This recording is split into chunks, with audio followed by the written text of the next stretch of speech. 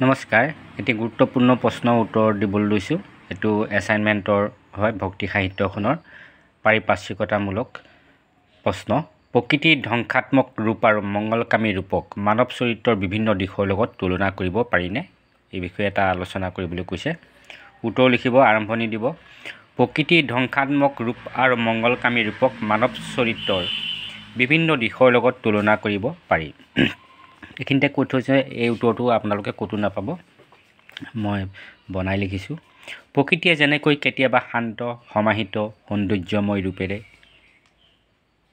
লগতে সমগ্ৰ প্ৰাণীকুলৰ বাবে মংগলকামী ৰূপৰ পৰিচয় দিয়ে মানুহেও প্ৰজ্ঞা আনন্দ প্ৰাপ্তি আৰু কৰুণাৰে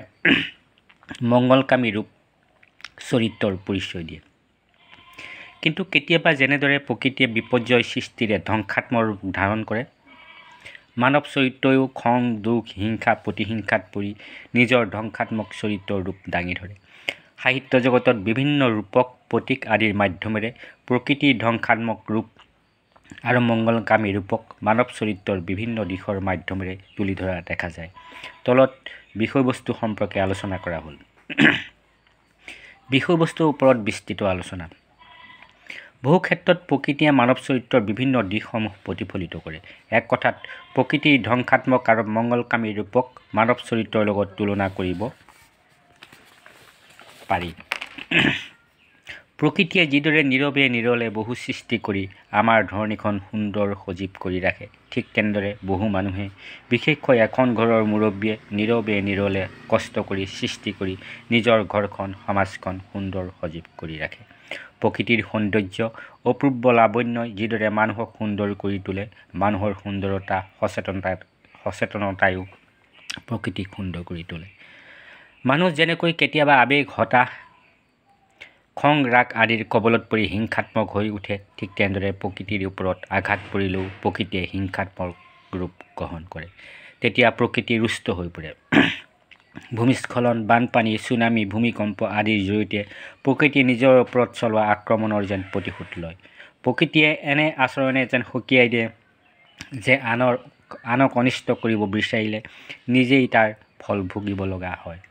প্ৰকৃতিৰ এই আচৰণৰ মাজত যেন মানৱ চৰিত্ৰৰ দিশসমূহ পৰিস্ফুট হয়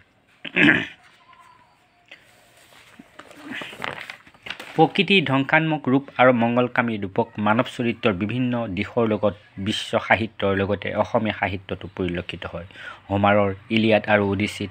প্ৰকৃতিৰ এনে ৰূপৰ জৰিয়তে মানুহৰ চৰিত্ৰৰ বিভিন্ন দিশৰ ছবি প্ৰকাশিত হৈছে অসমীয়া সাহিত্যত শংকৰদেৱৰ ৰচনাসমূহতো এই দিশটো ফুটি উঠিছে প্ৰকৃতি বৰ্ণনাৰ জৰিয়তে লেখকসকলে মানৱ চৰিত্ৰৰ বিভিন্ন সৃষ্টিকামী আৰু ধ্বংসকামীৰ দিশসমূহ তুলি ধৰিছে ৰোমান্টিক যুগৰ ৰচনাসমূহৰ অন্যতম বৈশিষ্ট্য হৈছে প্ৰকৃতিৰ সৈতে মানুহৰ সম্পৰ্কৰ বিষয়ে কবিতা গল্প আদি বিভিন্ন লেখা প্ৰকাশ এই সময়ৰ বিভিন্ন লেখাসমূহৰ মাজেদি লেখকসকলে প্ৰকৃতিৰ ধ্বংসাত্মক আৰু মংগলকামী ৰূপক মানৱ চৰিত্ৰৰ বিভিন্ন দিশৰ লগত তুলনা কৰা দেখা যায় প্ৰকৃতি যেন মানৱ চৰিত্ৰৰ এক অন্য ৰূপ অৰ্থাৎ দুয়োটাৰ মাজত এক চাৰিত্ৰিক যোগসূত্ৰ আছে আৰু তাৰ আলমতেই লেখকসকলে বিভিন্ন লেখাৰে বিষয়টো পাঠকৰ কাষলৈ লৈ আহিছিল আধুনিক সময়তো দুয়োটাৰে মাজত পাৰস্পৰিক যোগসূত্ৰ দেখুওৱা অসংখ্য সাহিত্য ৰচনা হৈছে আধুনিক লেখকসকলে নানা ৰূপক চিত্ৰকল্প আদিৰ মাধ্যমেৰে প্ৰকৃতিৰ সৃষ্টিকামী আৰু ধ্বংসাত্মক ৰূপৰ মাজেৰে মানৱ চৰিত্ৰৰ চিত্ৰ বা ছবি অংকন কৰা দেখা যায় মামণি ৰয়ছম গোস্বামী পূৰবী বৰমুদৈৰ উপন্যাস গল্পত এনে দিশবোৰে সঘনাই শক্তিশালী ৰূপত প্ৰকাশ লাভ কৰা দেখা যায় মহান বিজ্ঞানী ৰামানুজমে এষাৰ কথা কৈ গৈছে যে মানুহৰ দৰে প্ৰকৃতিও কেতিয়াবা ৰুষ্ট হয় মানুহে যেতিয়া অত্যাচাৰ শোষণ বঞ্চনাত অতিষ্ঠ হৈ হিংসাত্মক হৈ উঠে শান্ত প্ৰকৃতিও অত্যাচাৰ ধ্বংসত অতিষ্ঠ হৈ অন্যায় অত্যাচাৰৰ পতক তুলিবলৈ ধ্বংসাত্মক হৈ উঠে এক কথাত বিখ্যাত বিজ্ঞানী ৰামানুজমেও মানুহ আৰু প্ৰকৃতিৰ চাৰিত্ৰিক বৈশিষ্ট্যৰ মাজত মিল থকা বুলি কৈ গৈছে সামৰণি মাৰিব উক্ত আলোচনাৰ পৰা এই কথা প্ৰতীয়মান হয় যে প্ৰকৃতিৰ ধ্বংসাত্মক ৰূপ আৰু মংগলকামী ৰূপক মানৱ চৰিত্ৰৰ মাজত তুলনা কৰিব পাৰি আমাৰ সাহিত্যসমূহতো তাৰ নিদৰ্শন দেখা পোৱা যায় বিজ্ঞানেও যেন পাকাৰন্তে ইয়াক স্বীকাৰ কৰে সাম্প্ৰতিক সাহিত্যত ৰূপক চিত্ৰকল্পৰে এই যোগসূত্ৰ অধিক বাস্তৱ ৰূপত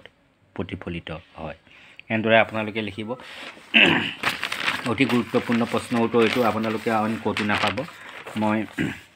মোৰ অভিজ্ঞতাৰ ভিত্তিত লিখা বিভিন্ন চিন্তাৰ আলমত মই লিখিছোঁ। আশা কৰোঁ এইটো আপোনালোকে এনেদৰে লিখিলে যথেষ্ট নম্বৰ লাভ কৰিবলৈ সক্ষম হ'ব। আৰু মই দিবলৈ বাকী থকা প্ৰায় মই ফাৰ্ষ্ট চেম আৰু ছেকেণ্ড চেমৰ দিয়া হৈছে।